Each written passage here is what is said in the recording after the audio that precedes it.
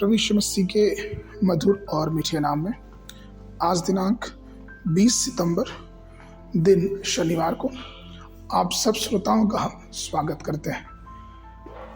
आज के दिन के लिए जो वचन लिया गया है उत्पत्ति की पुस्तक उसका 33 अध्याय उसका 9। एसाव ने कहा, हे मेरे भाई, मेरे पास तो बहुत है, जो कुछ तेरा है सो तेरा ही रहे। प्रियो, आज के विषय है मेरे पास बहुत है। हमने अभी जो पद पढ़ा, हम में से सब जानते हैं कि किस प्रकार से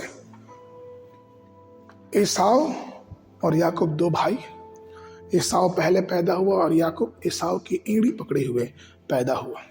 चूंकि एसाव पहले पैदा हुआ तो उसे पहला लौटे का हक मिला, लेकिन याकूब ने धुरतई से दाल खिलाने के लिए एसाव के पहले लौटे को चुरा लिया और उसके बाद उसने उसकी आशीष को भी चुरा ली।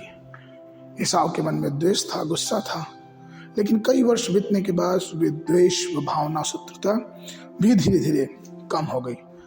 कई वर्षों के बाद जब याकूब फिर से अपने देश, अपने समाज में लौटता है तो वो एसाव से मिलता है। उत्पत्ति उसके 33 अध्याय 4 पद वचन कहता है, एसाव से मिलने को दौड़ा और उसे गले लगाया और गले से लिपट कर उसे चूमा और वे रोए। ये दोनों भाइयों का जो प्रेम है, यहाँ पे एक बहुत बड़ा, बहुत सुंदर दृश्य है जहाँ संतोष और अनुग्रह दोनों एक साथ देखने को मिलता है।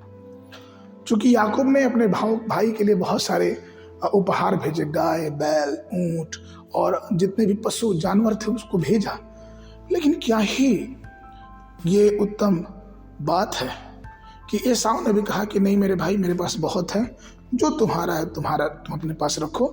और याकूब ने भी उत्तर दिया कि परमेश्वर ने मुझ पर अनुग्रह किया है और मेरे पास बहुत है। प्रियो, आपने कभी इस विषय पे सोचा है कि याकूब और एसाव दोनों ये कहते हैं कि हमारे पास बहुत है।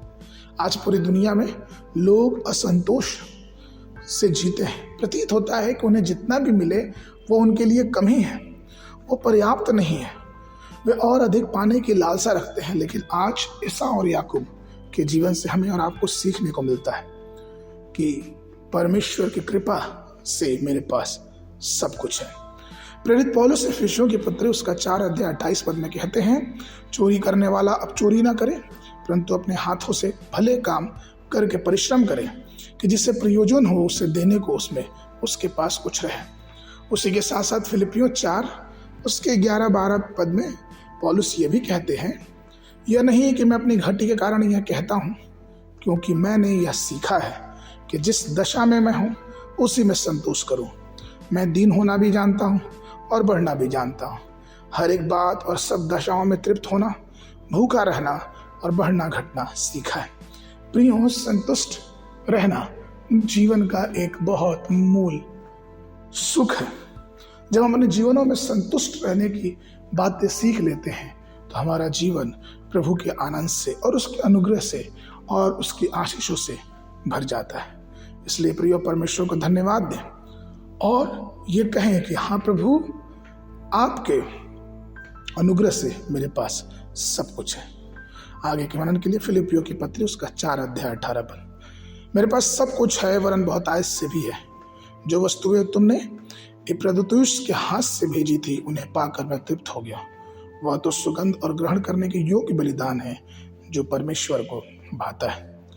बाइबल अध्ययन के लिए सुबह के समय सुबोपदेशक की पुस्तक उसका 4, 5 और 6 अध्याय, संध्या के समय 2 कुरिन्थियों उसका 12 अध्याय।